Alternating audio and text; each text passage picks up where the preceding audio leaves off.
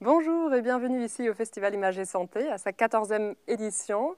Merci d'être resté après ce film et merci surtout à tous ceux parmi vous qui ne sont pas germanophones. Je suis sincèrement désolée, on est sincèrement désolé pour ces problèmes techniques. Comme il était déjà précisé dans le chat, en fait, le fichier était bon, il était sous-titré. C'est juste qu'il y avait un petit souci informatique au niveau de la plateforme, ce qui fait que l'image a été décalée. Vous avez probablement vu qu'il y avait une barre noire au-dessus. C'est parce qu'il y avait les sous-titres en bas.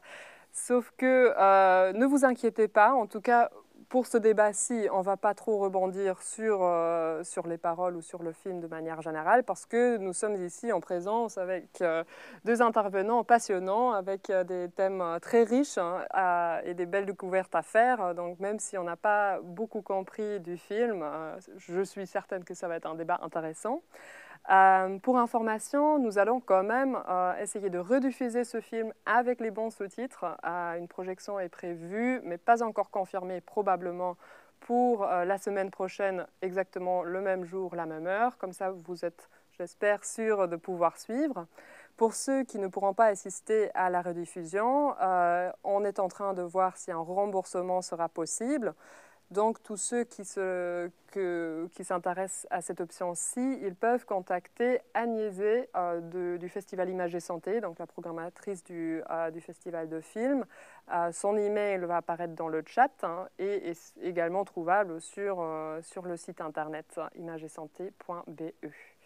Voilà pour quelques détails techniques au début. Sinon, comme je disais, on a le plaisir d'accueillir ici deux intervenants qui vont nous enrichir avec leur point de vue sur la scolarité inclusive, sur des classes inclusives, des nouvelles tendances, des choses qui sont déjà mis en route. Donc nous avons ici Aurore Hulin qui est enseignante et également coordinatrice inclusion pour l'enseignement de la ville de Liège. Et M. Vincent Collin, qui est directeur du CRET, qui est le Centre de ressources et d'évaluation des technologies pour les personnes handicapées. Tout à fait. Désolée, j'ai dû tricher un peu sur ce long titre, mais voilà. Merci beaucoup d'être ici. Avec plaisir. Je vais commencer avec une première question pour vous. J'avais voulu vous demander votre avis sur le film, mais bon, on va formuler ça un peu différemment. Je pense que même en regardant les images, on a vu qu'il s'agit d'une classe où il y a aussi bien des enfants avec handicap de différentes sortes et des enfants sans handicap qui apprennent ensemble. Est-ce que c'est une vision qui est également installée ici à Liège? Alors ici, au niveau de Liège, on a des implantations à visée inclusive. Et donc, en fait, cette structure permet d'accueillir au sein d'un établissement ordinaire une classe avec des élèves à besoins spécifiques qui relèvent d'un enseignement spécialisé. Et donc, ici, pour ce qui est de la ville de Liège, en tout cas, on organise cette classe qui accueille 7 élèves est mise en place dans une école de l'ordinaire, dans les bâtiments de l'école ordinaire. Et donc, à certains moments, il y a des temps, des moments partagés, des temps d'accrochage où ils vont se rediriger vers les classes de l'ordinaire. Mais ils ont aussi leur local, leur petite bulle à eux quand ils sont dans l'école. D'accord, donc c'est vraiment temporel, on va dire. C'est pas comme dans le film. Ce n'est pas comme dans le film. Maintenant, il y a sûrement des écoles qui fonctionnent de la même manière que dans le film. Mais pour ce qui est de la ville de Liège, on met en place ce système-là parce qu'on voit qu'un équilibre est très important entre les moments d'apprentissage vraiment très individualisés. Ce sont des enfants qui ont besoin d'être accueillis et différemment, et tout en gardant ce côté relationnel et social, d'ouverture, de partage avec les enfants de l'école ordinaire. D'accord. Oui, je trouve que ça donne un bel aperçu. Monsieur Collin, vous venez plutôt du côté technique. On va dire, niveau technique, on a vu très peu dans le film, ce qui est peut-être également dû au fait qu'il y avait quelques allers-retours dans ce film vers un film original qui était tourné en 2005. Quand la classe était encore à l'école. On en voit très peu. Je me demandais, est-ce que c'est dû au fait que ça date de 2005, justement? Est-ce qu'à l'époque, il n'y avait pas encore beaucoup de support technique? pour les classes inclusives ou les personnes handicapées? Enfin, moi, j'aurais tendance il existait déjà à l'époque des aides techniques pour les étudiants à besoins spécifiques, pas autant qu'aujourd'hui, comme aussi je crois qu'on peut souligner que le nombre d'étudiants avec des besoins spécifiques dans l'enseignement ordinaire n'a fait que s'accroître les 20 dernières années. Alors, le recours à la technologie va dépendre très fort du type de handicap et des difficultés. C'est vrai que dans le film, on ne le voit pas du tout. Par contre, ce qu'on voit, pour moi, qui est vraiment intéressant dans le film, c'est que c'est une classe d'enfants. Le handicap, à la limite, va être secondaire. Et plusieurs fois dans le film, même avec les sous-titres en français, on se pose la question, mais finalement, quels sont ceux qui sont porteurs de handicap et quels sont ceux qui ne le sont pas? Parce qu'on voit que leur projet de vie, ça dépasse le fait simplement d'être porteur ou non de handicap. Est-ce que vous, au sein du CRET, vous travaillez aussi directement avec des écoles ou est-ce que les demandes de support et d'évaluation de support est plutôt de la part de familles, de particuliers? Alors, comment cela se passe-t-il? Alors, nos équipes ont déjà travaillé ensemble. Et c'est indispensable de travailler ensemble. Donc, le CRET a la particularité de ne travailler que les technologies avec les personnes en situation de handicap. Mais on travaille aussi bien dans le circuit scolaire que dans le circuit professionnel, que dans l'aide à la vie journalière. On a toujours besoin, la technologie ne suffit pas elle seule. On n'est pas des prescripteurs de technologie, donc on a une équipe d'ergothérapeutes et de logopèdes. On va rencontrer l'enfant, on va rencontrer les enseignants, on va aller dans la classe et on va essayer du matériel. Par rapport aux difficultés d'apprentissage de l'enfant, à la limite de ses capacités dues au handicap, et on va tester, mais en travaillant en étroite collaboration dans le cadre scolaire avec la communauté enseignante, parce que autant la technologie peut aider, mais l'adaptation pédagogique et les aménagements raisonnables en temps pédagogique sont aussi indispensables. C'est le match des deux qui permet de faire une inclusion réussie. D'accord. C'est sur quel projet, par exemple, que vous avez travaillé ensemble, enfin, sans citer des noms ou quoi, mais pour donner une idée plus concrète? Ici, nous, on demande l'aide du CRET lorsqu'on met une tablette de communication alternative en place avec un élève, donc qui est là vraiment pour soutenir sa communication, pour parfois remplacer sa communication qui est inexistante. Et donc, la version numérique nous offre des possibilités donc d'essais, d'applications, de communication et grâce au CRET, l'enfant, l'élève a une tablette pendant un temps pour qu'on puisse essayer et voir l'application qui est la plus adéquate, avec laquelle il sait le plus s'améliorer et utiliser dans la vie de tous les jours. Ici, on travaille... On essaie vraiment d'être en lien avec le CRET qui offre aussi des formations qui sont très intéressantes aussi à ce niveau-là. Et d'un autre côté, avec les parents, parce que autant, oui, il faut que l'équipe éducative soit partie preneuse d'un tel projet, quand on met un outil numérique, en tout cas, dans les mains d'un enfant.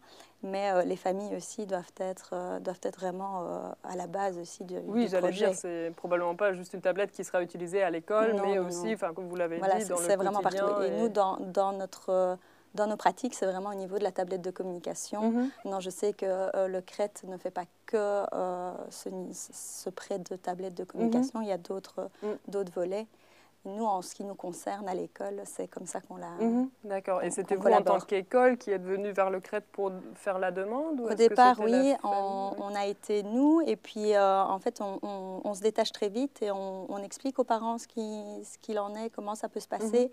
Et on essaye vraiment que ce soit les parents qui aillent faire la demande, parce qu'il faut que ça vienne d'eux. C'est eux qui en auront le plus l'utilité, finalement. Et c'est eux qui doivent se dire, ah oui, mais... Là, ici, ce serait vraiment chouette qu'il puisse m'expliquer la journée de l'école ou m'expliquer ce qu'il a envie. Et donc, on essaye vraiment que la demande vienne du parent. Mais nous, en tant qu'enseignants, on sait que le CRET existe. Parfois, les parents ne savent pas. Donc, on va les aiguiller vers les bons services. D'accord. Et au niveau de l'essai aussi, vous avez dit, c'est essayer ensemble. Donc, c'est aussi bien dans l'école que dans les familles, que vous allez faire un suivi de l'installation des technologies, Oui, tout à fait. Des supports. Oui. Et c'est vrai que la communication est sans doute la technologie qui est la plus compliquée parce qu'on communique. On ne peut pas apprendre à communiquer déjà quand on est bébé. On prend un certain temps avant de commencer une communication vraiment très, très basique. Et donc, quand on a un enfant qui ne sait pas communiquer de façon naturelle, ça va prendre énormément de temps et on va devoir le faire dans toutes les sphères de la vie. Parce que si on veut que ça fonctionne, il faut le faire à la maison et à l'école. L'école est un pan important parce qu'un enfant passe quand même beaucoup d'heures par jour à l'école. Donc on travaille et on a la chance d'avoir des professionnels qui peuvent relayer ce que l'on va faire. Mais c'est important que ce soit en cohérence, comme vous l'avez dit tout à l'heure, avec ce qui se fait à la maison. D'ailleurs, dans la communication alternative, on va allonger terriblement les prêts.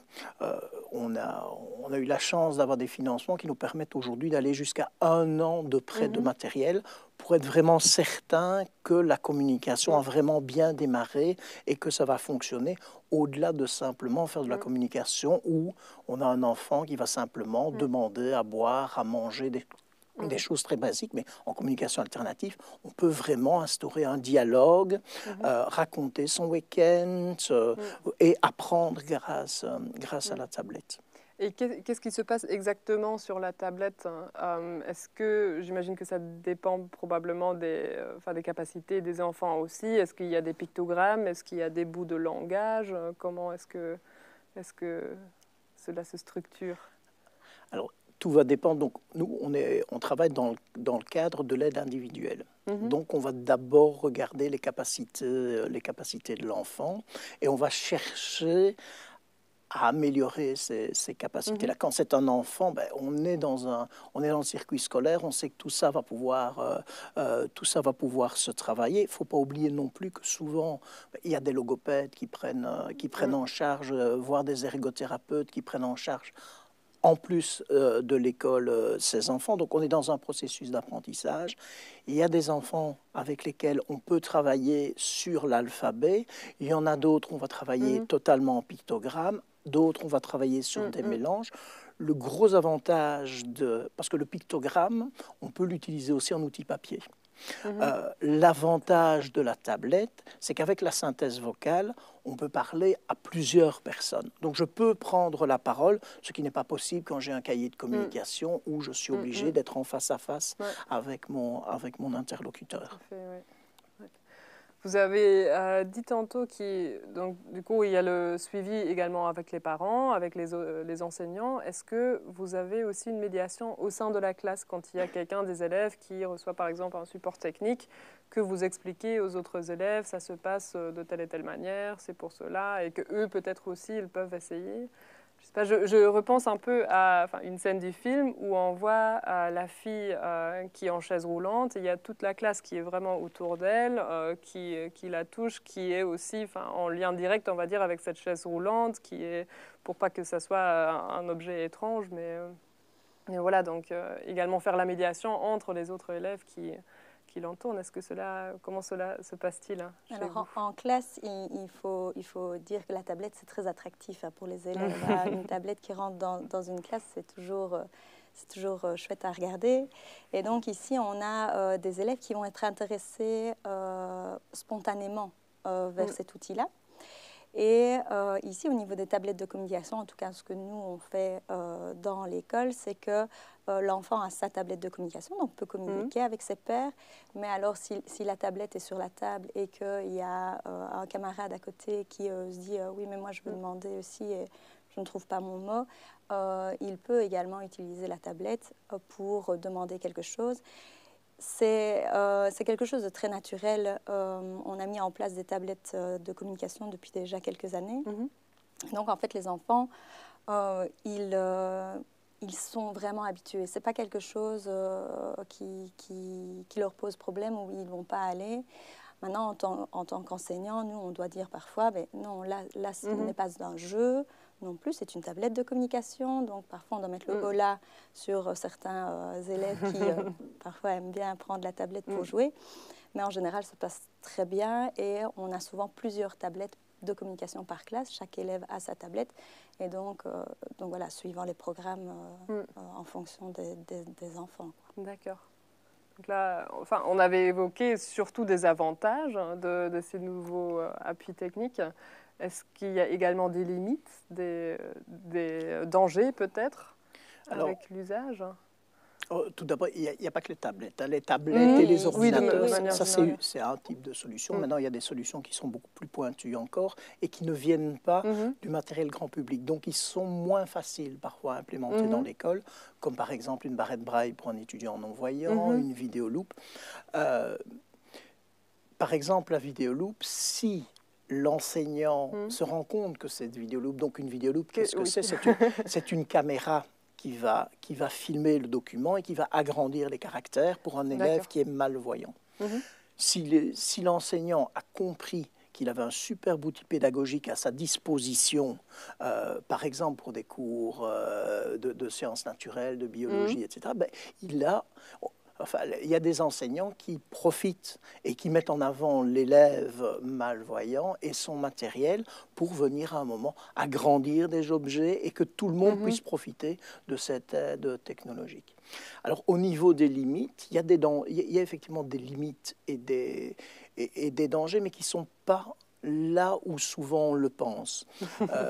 Souvent, on a tendance à se dire, oui, mais s'il se met à communiquer de façon alternative, si on revient à la communication, sa communication spontanée ne va pas se développer. Il n'y a aucune étude qui va dans ce sens-là. Elles vont toutes dans le sens contraire. Pourquoi? Parce que la meilleure aide technique avec une synthèse vocale et des pictos est très médiocre par rapport à notre langage naturel. Il y a quand même un temps qui est très, très, très long pour pouvoir communiquer de façon... C'est impossible de communiquer de façon aussi efficace que naturellement. Donc ça, c'est des craintes qu'il faut vraiment balayer toutes ces craintes.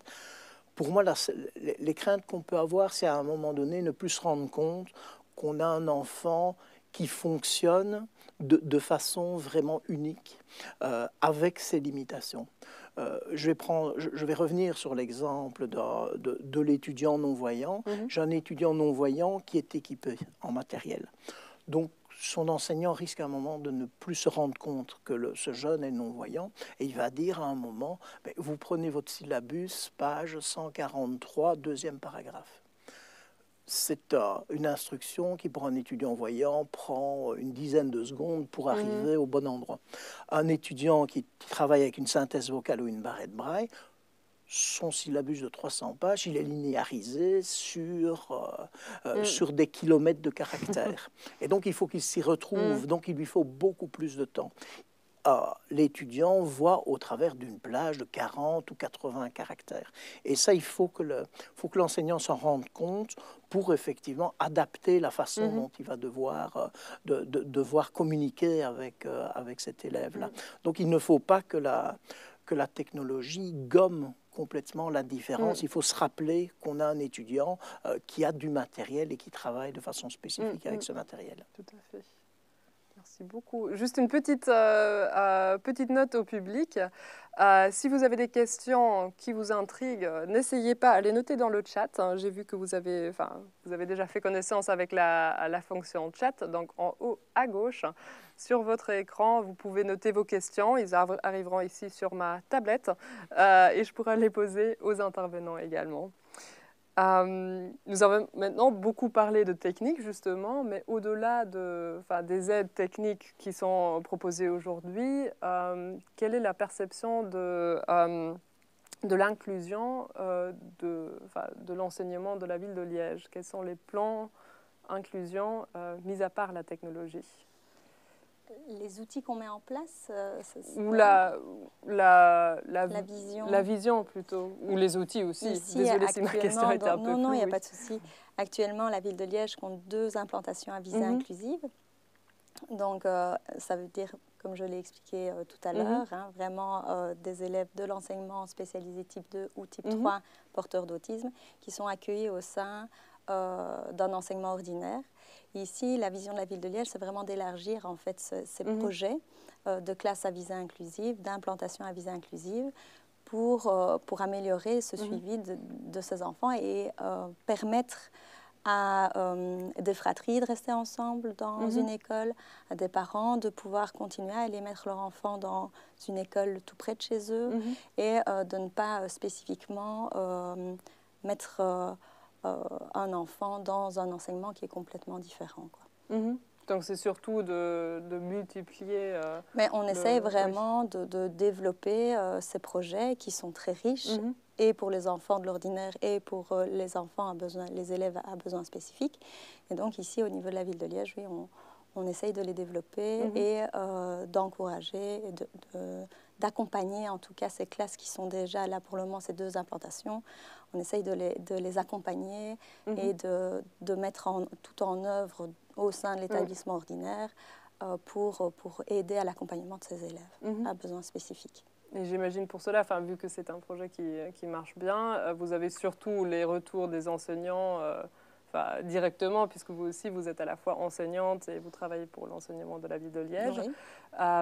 Qu'en est-il du retour des étudiants aussi qui vivent dans ces classes-ci? Alors, on voit que ce sont on vise vraiment le bien-être avant tout de l'élève, et on voit qu'ils s'épanouissent dans ce genre de structure, puisqu'ils ont vraiment... la possibilité d'être dans un petit cocon, comme j'ai dit tout à l'heure, où ils ont un enseignement qui est très individualisé, qui est très différencié, et ils peuvent évoluer vraiment à leur rythme, selon leurs besoins.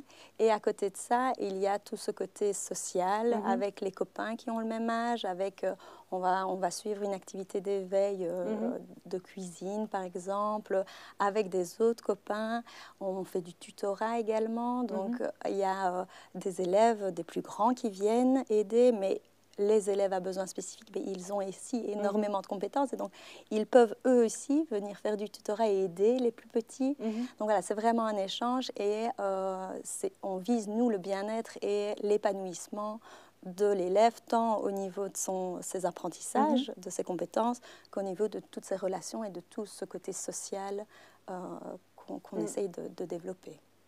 Et au niveau des matières, y en a-t-il qui sont plus propices à faire un moment partagé, à avoir l'intégration en classe Ça dépend vraiment de l'élève. Ce sera vraiment discuté en équipe avec les enseignants de l'ordinaire, avec les enseignants qui sont là pour l'enseignement spécialisé.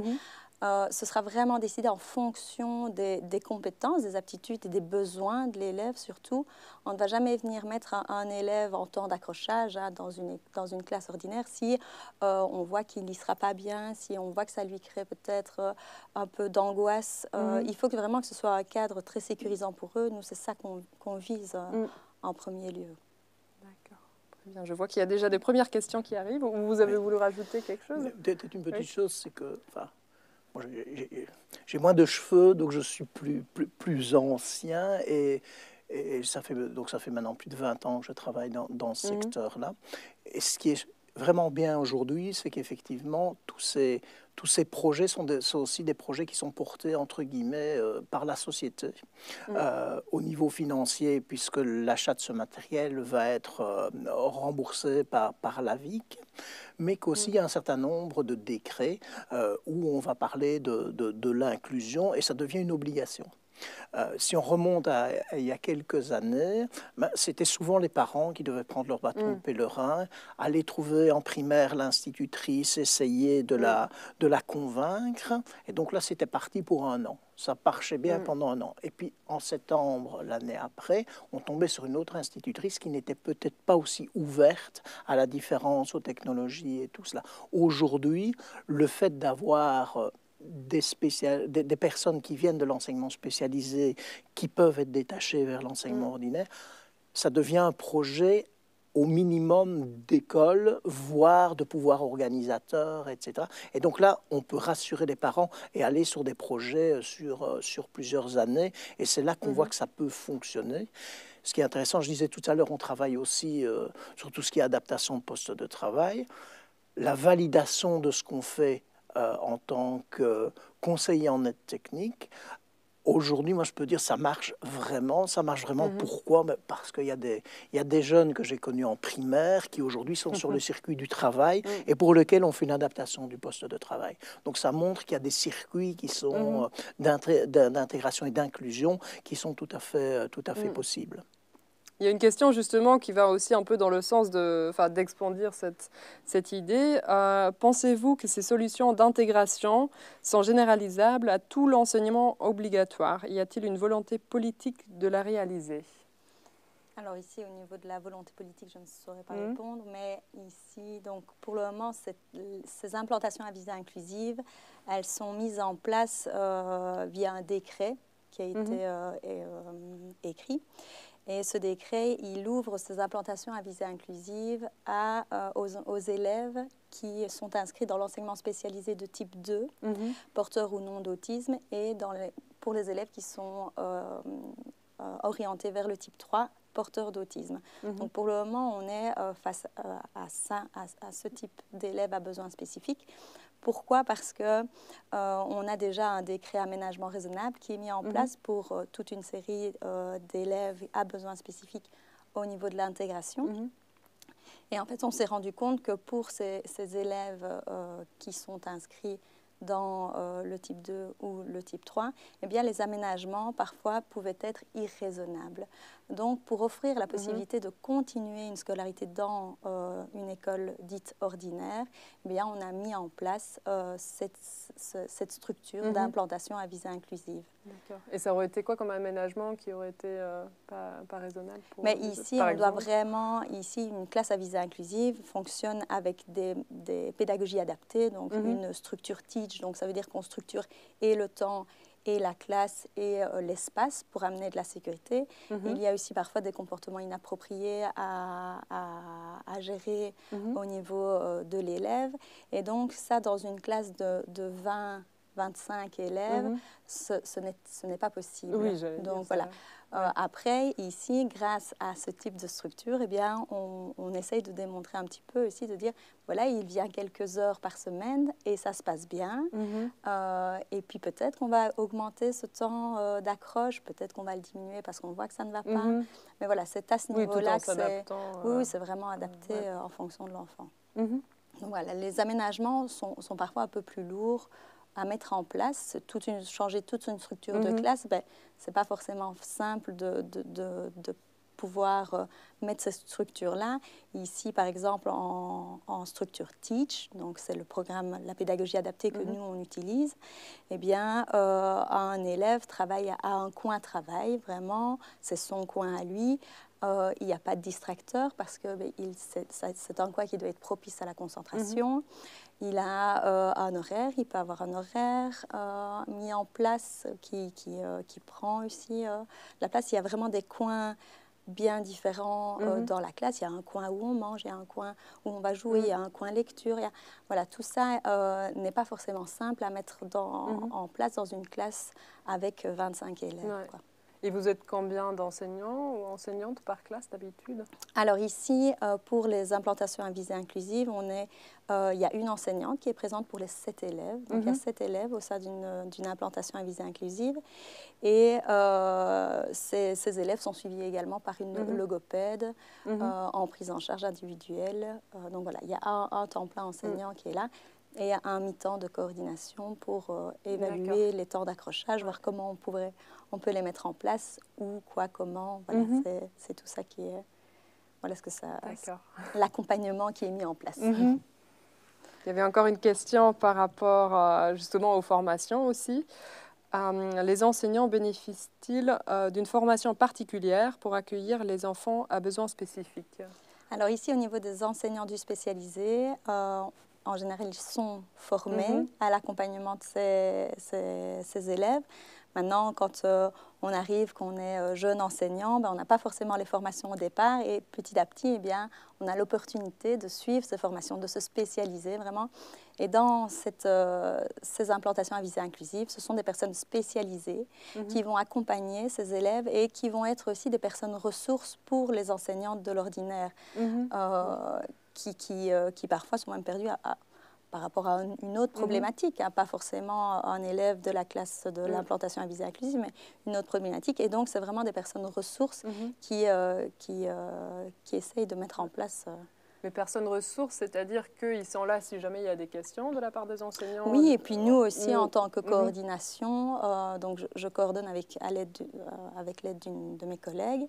Et donc nous aussi, on est là, on est sur le terrain également, on est là pour répondre aux questions, on est là pour venir faire des animations dans les classes s'il y a besoin, parce que les élèves, parfois, ne sont pas forcément habitués à voir des enfants différents. Et donc, il va y avoir des questions qui vont arriver. Donc, on est là vraiment pour accompagner l'école de l'ordinaire et les aiguiller s'il y a une problématique qui se pose. Oui. Est-ce qu'il y a également des formations obligatoires ou est-ce que c'est vraiment juste si jamais il y a des problèmes, il y a des interventions qui... Ici, nous, on propose, voilà. On n'oblige jamais parce que voilà, c'est notre optique de ne pas obliger. Maintenant, elles viennent souvent vers nous ou ça peut être, tiens, j'ai vu qu'il s'était passé ça, est-ce que tu ne sais pas m'expliquer pourquoi ce comportement, qu'est-ce qui s'est passé ou, ben voilà, je veux accueillir un élève à besoin spécifique dans ma classe, je veux faire une activité de découverte de lettres. Imaginons, ben, est-ce que tu ne peux pas me dire comment on pourrait mettre en place les choses? Voilà, c'est plutôt à ce niveau-là, ça reste une collaboration, mais nous, on ne va pas obliger, on invite, on dit qu'on est là, on se montre, et après, on attend qu'on vienne nous chercher. D'accord. Vous avez notamment mentionné qu'il y a beaucoup notamment des enfants autistes qui sont accueillis. Est-ce que c'est également les personnes porteurs d'autisme qui sont les plus demandeurs de soutien technique au sein du CRET ou... Comment se structurent les personnes je ne vais pas dire on a un peu de tout, mais pas loin. Donc il y a tous les problèmes moteurs au niveau des membres supérieurs, puisque c'est l'acte graphomoteur, quand il va poser problème, il va falloir trouver une solution technique. Il y a du handicap mental léger, autre que de l'autisme pour lequel on intervient également, tous les problèmes sensoriels, surdité, malvoyance. Donc, le spectre, il est vraiment très large. Ici, on est vraiment sur un projet qui est idéal, j'ai envie de dire, ou qui est très luxueux, ce qui est très bien pour nous.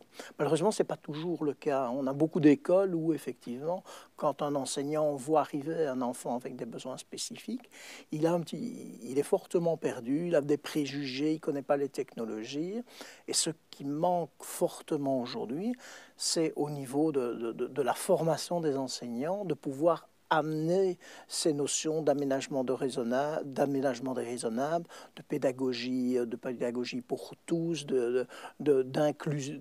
La simple notion d'inclusion n'est pas naturelle chez tous les enseignants aujourd'hui, parce que ça fait simplement pas partie du cursus de la formation de base. Donc, parfois, on n'a pas ces intermédiaires qui se sont spécialisés et c'est beaucoup plus compliqué. Surtout si on n'a pas le soutien de la famille qui parfois peut être intermédiaire. La réussite d'un projet va dépendre de beaucoup de facteurs. Et j'ai envie de dire que souvent, ce n'est pas le facteur technologique qui pose problème, c'est plutôt l'environnement. Il faut un environnement de qualité pour pouvoir implémenter cette technologie dans une pédagogie qui va être assez souple et avec des pédagogues qui savent s'adapter pour le bien de l'enfant, mais pour aussi souvent, quand ça fonctionne bien, on se rend compte qu'avoir un enfant à besoin spécifique dans sa classe, c'est un plus pour l'ensemble des étudiants. Est-ce qu'il y en a également qui disent qu'ils préfèrent utiliser les supports techniques plutôt à l'école et pas à la maison, ou c'est vraiment... Enfin, j'imagine que ça dépend aussi des supports, mais... Ça dépend très fort des supports. C'est quelque chose qui accompagne le quotidien. Parfois dans le sens contraire. Il y a aussi c'est pour ça que la tablette et l'ordinateur sont des aides technologiques géniales, parce qu'elles sont connotées positivement. Un jeune qui va à l'école avec un ordinateur, il a l'air d'un jeune cadre dynamique. Un jeune qui vient avec un bloc-notes braille ou une vidéo-loop, c'est moins fun. Même si aujourd'hui, les développeurs de ces technologies font un gros effort de design pour que ce soit joli. Mais ça arrive régulièrement. On a des adolescents, c'est exactement le contraire, qui veulent bien du matériel à la maison, mais il n'est pas question de montrer à l'école, surtout quand on a un handicap invisible, qu'on utilise une technologie, parce qu'on va être stigmatisé. Et là, on travaille en douceur, là aussi avec des personnes. On va d'abord prêter à la maison, et puis le jeune va montrer les techniques à un copain, et puis le copain ne va pas en faire une montagne. Et puis finalement, on va aller tout doucement vers l'école. Mais ça doit se faire petit à petit dans le respect aussi, et du jeune, mais aussi de l'enseignant. Si on veut que ça ne fonctionne pas, il suffit de ne rien dire à l'enseignant, et qu'un lundi matin, l'élève arrive avec un ordinateur en classe, et le prof est au courant de rien. Donc là, c'est parti pour l'échec assuré. Ouais. Oui, mais comme vous l'avez mentionné tantôt, une tablette qui arrive en classe, c'est tout de suite... C'est très ludique, hein, c'est très intéressant. Maintenant, ici, au niveau des collègues qui parfois sont un peu plus réticents à l'outil numérique, parce que là, il y a quand même, à ce niveau-là, des choses à changer. Eh bien, nous, on a trouvé que... Au départ, on avait quelques collègues qui disaient « Oui, mais non, moi je ne veux pas de tablette dans la classe, ça ne va pas fonctionner. » Et en étant là, en montrant « Mais si, regarde comment ça fonctionne, regarde comment on le met en place, regarde comment l'élève l'utilise, les avantages que ça a. » Et petit à petit, on réussit à faire changer quand même ces mentalités qui sont parfois un peu freinées par les a priori qu'on a face et à l'outil numérique et parfois à l'enfant, l'élève à besoins spécifiques. Ouais. Est-ce que le cas que vous venez de décrire, que une loupe par exemple, c'est pas aussi stylé, on va dire, qu'une tablette, est-ce que c'est déjà arrivé au sein de au sein de vos classes, hein, qu'il a fallu remédier ou travailler justement sur la réputation, peut-être aussi, qu'ont certains appareils? Ici, nous, ça ne s'est pas produit dans l'école. Donc on n'a pas eu de soucis à ce niveau-là, en tout cas. D'accord. Il y a une autre question qui est arrivée, je vais tout simplement la lire. Le pacte d'excellence encourage à l'inclusion dans l'enseignement ordinaire. Pensez-vous que les écoles ordinaires seront capables d'accueillir les enfants à besoins spécifiques, avec notamment la mise en place d'une classe spécifique?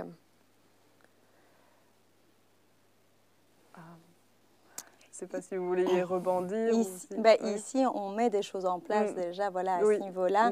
Maintenant, je ne sais pas si la question est tournée dans le fait d'inclure l'enfant tout le temps dans la classe de l'ordinaire. Je pense qu'il faut penser au bien-être avant tout de l'élève et à son développement dans les apprentissages. Et je pense que le fait de mettre en place ces structures d'implantation à visée inclusive est déjà un grand pas vers tout ce qui est inclusion scolaire et vers l'épanouissement des élèves au sein de l'établissement.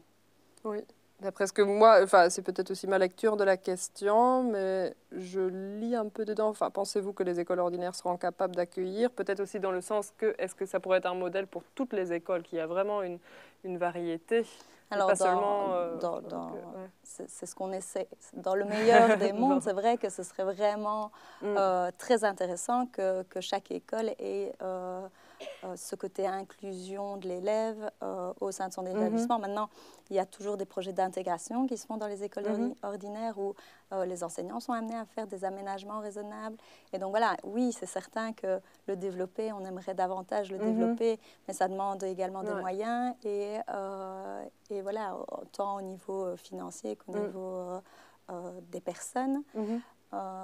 Mais oui, on essaye de les développer. C'est d'ailleurs ce que la ville de Liège met en place. On essaye vraiment de mettre ça sur pied petit à petit. Mais voilà, on en a déjà 2 pour la ville de Liège. Il faut savoir que sur toute la Fédération Wallonie-Bruxelles, il y en a 17 seulement. Donc, c'est vraiment pas beaucoup. Et voilà, c'est amené à se développer davantage. Et comment est-ce que ces coopérations-là se sont mises en place? Est-ce que c'était des écoles qui, de la part de la direction, de la part du corps d'enseignants, qui ont dit on aimerait vraiment accueillir se structurer différemment? Donc, est-ce que c'était leur... Ici, dans nos projets, je vais parler au niveau de nos projets à nous, donc au sein de nos 2 implantations, on a d'une part eu une maman qui est venue vers nous parce que son enfant suivait en maternelle, était dans l'école en maternelle et à un moment donné, elle s'est retrouvée face à des difficultés, oui, parce que l'équipe éprouvait des difficultés dans l'accompagnement de cet enfant et pour ne pas casser casser cette évolution dans l'école ordinaire. Il y avait les frères et sœurs qui étaient dans cette école, c'était une école tout près de chez elle. Eh bien, elle est venue voir un petit peu comment on pouvait mettre en place un projet pour que son enfant puisse continuer à évoluer dans cette école ordinaire. Donc après, on en a discuté avec l'équipe éducative, avec la direction, qui était partie prenante aussi, et on a mis ce projet sur pied. Et d'un autre côté, en fait, c'est la direction d'une école ordinaire qui est venue nous chercher également, qui accueillait un enfant à besoins spécifiques en maternelle également, et à un moment donné, pareil, s'est vu un peu confronté à certaines difficultés dans l'accompagnement, et donc est venu, ne voulait surtout pas que l'élève quitte son établissement, et donc est venu voir un petit peu ce qu'il y avait moyen de faire. Je pense que c'est vraiment au niveau des valeurs de l'école. Dans les deux cas, les valeurs étaient là. On voulait de l'inclusion, on voulait que ces enfants continuent dans cet enseignement. Et donc voilà, on est venu on est venu nous chercher et on a mis ces deux projets sur pied. On est venu nous chercher, c'est-à-dire l'enseignement de la ville de Liège. L'enseignement spécialisé, voilà, voir un petit peu ce qui était possible de mettre en place en lien avec l'enseignement spécialisé de type 2, puisque ces enfants ont été orientés vers l'enseignement spécialisé type 2. D'accord, donc c'est-à-dire c'est les écoles qui s'adressent à la ville et ensemble vous regardez ce qui est possible de faire et ce qu'on peut mettre en place. Il y a une autre question au niveau de ce qui est possible de faire. Existe-t-il un plan d'action spécial pour les élèves autistes Asperger sans déficience intellectuelle qui suivent l'enseignement ordinaire? Vous pouvez aussi dire que... Je ne sais pas du tout. Ici, voilà, ici, moi, je m'occupe vraiment spécifiquement des enfants qui relèvent de l'enseignement spécialisé type 2. Je pense qu'il y a toute une série d'intégrations qui est mise en place quand même pour accompagner ces élèves avec des aides qui sont proposées. Et donc, on a quand même ce n'est pas expliqué implantation à visée inclusive, mais cette intégration, elle est toujours là et elle existe toujours pour tous les autres élèves qui ont d'autres problèmes d'apprentissage. Quand vous dites des aides qui sont proposées, c'est quelle forme d'aide? Alors ici, on a des accompagnatrices, des accompagnateurs qui viennent en classe amener du soutien, amener des idées d'aménagement raisonnable, montrer à l'élève ce qu'il peut faire pour que ça se passe mieux dans la classe de l'ordinaire. D'accord. Et au niveau des handicaps qui sont accueillis, vous avez notamment parlé d'autistes. Pour nous ou pour les aménagements, l'intégration? Pour les deux. Donc nous, c'est vraiment les enfants qui sont orientés type 2, donc c'est-à-dire qui ont une déficience intellectuelle modérée à sévère, porteurs d'autisme ou non. Et ici, au niveau de l'intégration, on a des enfants qui peuvent avoir des troubles d'apprentissage comme la dyslexie, dysorthographie, dyspraxie.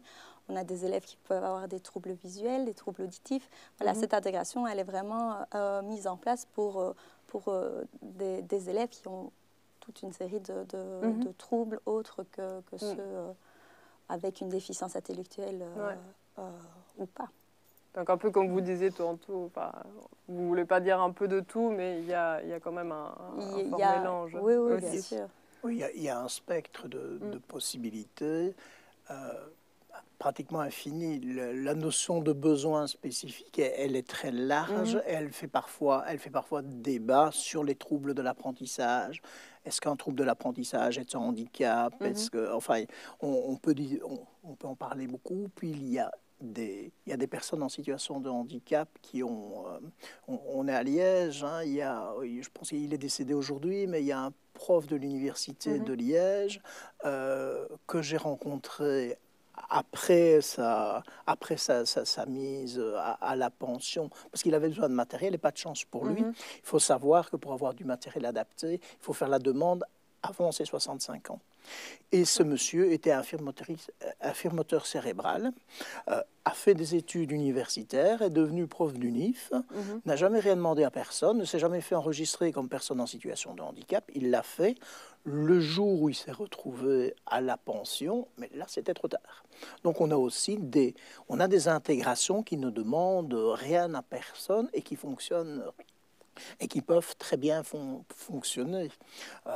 On est vraiment dans du cas par cas, mais il est important aussi de dire que tout le monde a sa place dans ces dispositifs, parce qu'on parlait tantôt de l'enseignement spécialisé, on entend parfois dire « oui, mais vous n'allez quand même pas faire disparaître l'enseignement spécialisé ».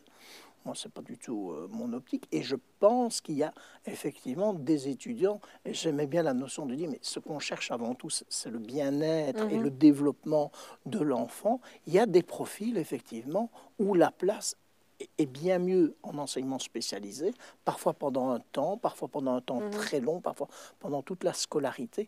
Il y a tellement de types d'enfants avec des difficultés chaque fois spécifiques qu'il faut...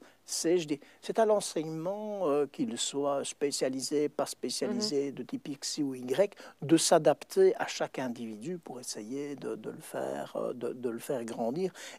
Et là, si on revient un peu au film, je trouvais que le film montrait qu'effectivement les enseignants étaient vraiment au service de ces jeunes, de ces jeunes adultes en devenir. Tout à fait.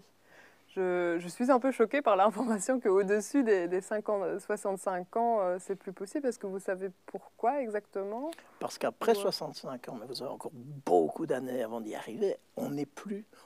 à 66 ans, on ne peut plus devenir une personne handicapée au niveau de la législation. On devient une personne vieillissante.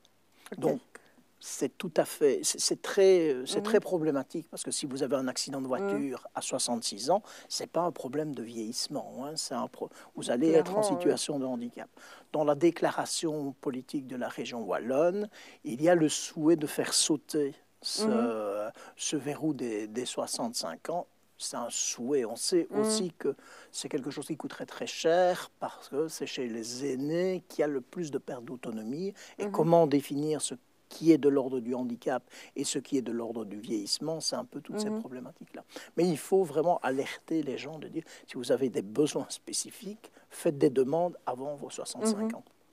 D'accord, merci pour cette information. Justement, ça me fait poser la question au niveau des personnes que vous accompagnez, enfin, avec le CRET. Est-ce que ce sont plutôt des jeunes, plutôt des personnes âgées? Comment se structure votre... Le plus jeune, c'est 2 ans, c'est à peu près 2 ans. Parce qu'il faut effectivement, malgré tout, qu'il y ait une demande, qui est déjà une difficulté. Mais j'en profite pour dire que l'inclusion, elle ne commence pas à la maternelle. L'inclusion, elle commence à la crèche. Et il existe des services qui sont amenés à venir en soutien dans les crèches pour faciliter l'inclusion. Parce que c'est une chose terrible d'avoir un enfant, de remarquer qu'on a donné naissance à un enfant avec un handicap, mais alors en plus la vie elle continue. La maman va mettre son enfant à la crèche. Si on lui dit bah, écoute, non, c'est pas possible, ton enfant, c'est trop compliqué de le prendre en charge, on commence très mal le circuit de la vie. Donc l'idée, dès la naissance, et ça c'est une collaboration entre l'ONE, l'AVIC et différents services, c'est de pouvoir faciliter, parce qu'effectivement les péricultrices dans les crèches ne sont pas spécialisées en handicap. Donc il y a des péricultrices maintenant qui sont formées au handicap et qui peuvent intervenir pour aider les milieux d'accueil. Donc ça, c'était pour les plus jeunes et les plus vieux. Aujourd'hui, on a des financements privés qui nous permettent d'aller au-delà des 65 ans, surtout pour des gens qui ont des handicaps très lourds et des handicaps de type dégénératif, où on va devoir à nouveau faire de la communication alternative parce qu'on perd la possibilité de parler de façon naturelle.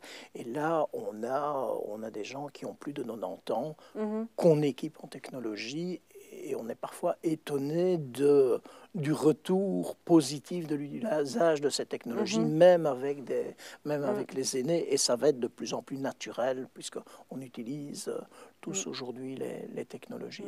Donc c'est un spectre assez large, il n'y a pas de... Là, je ne sais pas, 70% des gens avec qui vous travaillez sont plutôt des jeunes? Non, parce qu'on a tendance... C'est pour ça que moi, les statistiques de notre service, je ne les mets pas en avant parce qu'elles ne représentent rien du tout. Parce qu'on a tendance à travailler sur Si j'étais venu il y a 10 ans, je vous aurais dit 50% des gens de notre service, c'est du handicap sensoriel. Aujourd'hui, c'est 5%. Pourquoi? Parce qu'il y a beaucoup d'associations qui travaillent le sensoriel et on leur a laissé cette problématique-là. On fait encore de la formation, des choses comme ça, mais on ne travaille plus trop ce niveau-là. Pourtant, il existe toujours, il est très important. On va plus aller sur des choses qui sont émergentes. L'autisme, il y a 10-15 ans, il n'y avait vraiment pas d'inclusion d'enfants porteurs d'autisme. La communication alternative, c'est quelque chose qui n'existait vraiment pas. Donc là, c'est vraiment un boom des dernières années parce qu'aussi, on a des solutions aujourd'hui et on a des prises en charge comme Teach, comme d'autres qui sont aujourd'hui pertinentes et qui donnent des résultats. J'imagine que c'est quelque chose que vous constatez aussi ou... Oui, tout à fait. Oui, on a vraiment... au niveau de la technologie, de la mise en place de cette technologie, des aides qui nous offrent, qui permettent cette inclusion d'être développée davantage. Voilà, c'est certain. D'accord. Je vois plus de questions de la part de la salle et je vois que l'heure du débat approche déjà vers la fin. S'il y a encore des questions dans la salle, n'hésitez pas à envoyer. Sinon, je voudrais bien terminer en fait sur... On avait donné le titre au débat vers des pratiques, l'inclusion scolaire vers des pratiques nouvelles. Si vous pourriez rêver, sans limite d'argent, sans limite matérielle ou autre, quels seraient vos rêves pour le futur, pour l'inclusion scolaire? On va dire, c'est peut-être une question un peu large, mais c'est large. Toujours rêver.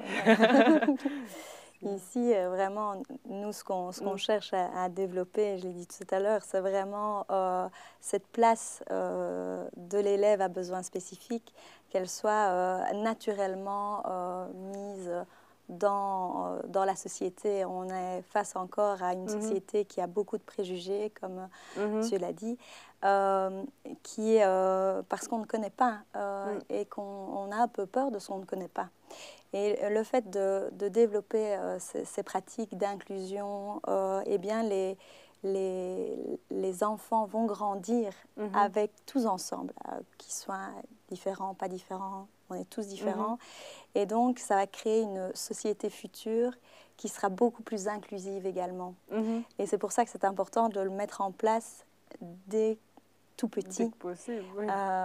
pour que ces enfants grandissent avec ce regard-là de bienveillance, de solidarité, de partage, d'entraide aussi. Et voilà, ce serait ça, une société complètement inclusive. Une très belle vision, je trouve. Vous vouliez rajouter quelque chose ou... Oui, je pense que c'est vraiment important parce qu'on prend énormément de temps. Il y a plein d'associations qui font de la sensibilisation, de la démystification. Et la plus belle des démystifications, je vais prendre un exemple. On essaie de sensibiliser les architectes à faire des bâtiments accessibles. Si on a aujourd'hui un jeune qui est dans une classe en primaire avec un de ses camarades qui est en chaise roulante, il n'y aura pas besoin. Le jour où il va construire un bâtiment, il va se dire, mais pour Fred, il faut quand même qu'il y ait un plan incliné. Ça paraît tellement naturel à partir du moment où on côtoie ce type de personnes, mais il faut se rappeler qu'on vient d'une société où on avait d'un côté les personnes en situation de handicap et les personnes sans handicap. Et on se côtoyait très peu. Aujourd'hui, grâce à l'inclusion, il y a un mélange qui est plus important. Les mouvements de jeunesse, il y a beaucoup de mouvements de jeunesse qui sont ouverts aussi à la différence, qui permettent d'avoir dans ses copains de classe, ben voilà, si j'en ai un ou deux qui est en situation de handicap, ça me paraîtra tout à fait naturel de regarder à cette dimension-là. Et on n'aura plus le handicap qui fait peur, où on ne sait pas très bien comment il faut se comporter. On peut comprendre un enseignant qui a 30 ans, qui n'a jamais rencontré une personne handicapée, qui soudain, on lui met dans sa classe un élève malvoyant, un élève en chaise roulante, c'est un nouveau monde pour lui. Donc, l'inclusion, c'est de pouvoir rencontrer partout des personnes en situation de handicap. D'ailleurs, il y en avait plusieurs ce matin. Il y avait des personnes ce matin dans les débats, des personnes en situation de handicap qui intervenaient. Je pense que là aussi, c'est important sur les plateaux de pouvoir donner la parole aux usagers. Des très belles visions, je trouve, espérant que le futur s'annonce bien pour l'inclusion, non seulement scolaire, mais également extrascolaire et dans la société de manière générale. Merci beaucoup à vous deux d'être venus ici pour ce débat. Merci aux spectateurs et spectatrices d'être restés. J'ai encore deux petites idées à vous donner parce que, comme je disais, ces soucis techniques sont vraiment rares et normalement tout se passe assez nickel pour nos projections. Donc il y a deux films que je voulais notamment vous recommander, qu'on a peut-être, au niveau de la thématique, qui se chevauchent un peu. Il y a Petite fille qui sera en projection demain soir à 20h30, où on parle également de l'acceptation des différences dans la société. Pour tous ceux qui veulent aller un peu plus loin dans la question technique, il y a une émission qui est intitulée La MedTech Jungle, le vendredi à 14h. C'est gratuit, allez voir le site web pour plus d'informations. Et à bientôt. Et à bientôt aussi, surtout pour ceux qui vont revoir le film. Nous vous tenons au courant de la projection des Enfants de l'Utopie. Voilà. Merci beaucoup, un bon festival à toutes et à tous. Merci également aux Grignoux de nous avoir accueillis ici dans leur salle. Merci à la 25e heure pour la transmission et à tout bientôt. Merci.